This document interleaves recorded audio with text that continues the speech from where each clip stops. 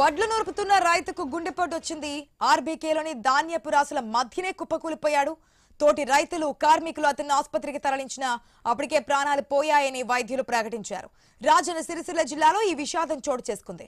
ఎల్లారెడ్డిపేట మండలం బొప్పాపూర్కు చెందిన సత్యం మృతితో గ్రామంలో విషాదం నెలకొంది.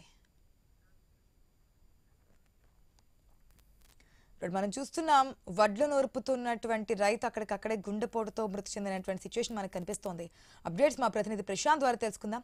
ప్రశాంత్, ఆశ నిజంగా అంటే ఒక రైతు ఆరుగాలం పండించిన పంట ఇక చేతికొస్తుందన్న నేపథ్యంలో ఒక్కసారిగా తను తీసుకొచ్చిన ఆ పంటని ఇక ఐకేపీ సెంటర్ లో పోస్తూ ఆ పంట యొక్క ఆ వడ్లను నేర్పుతున్న నేపథ్యంలో ఒక్కసారిగా హార్ట్ అటాక్ వచ్చింది. గుండెపోటుతో ఆ రైతు అక్కడే కుప్పకూలారు.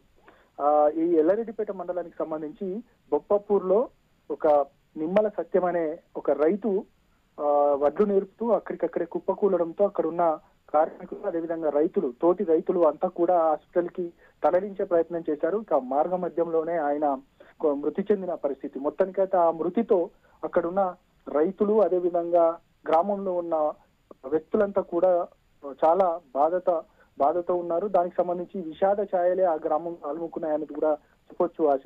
మొత్తానికైతే ఆ రైతు చనిపోవడం ఇక ఆ గ్రామమే కాదు చుట్టుపక్కల కూడా ఆ విషయం తెలిసిన వారు కూడా చాలా మంది చాలా బాధతో ఉన్నట్టు తెలుస్తా ఉంది ఆశ.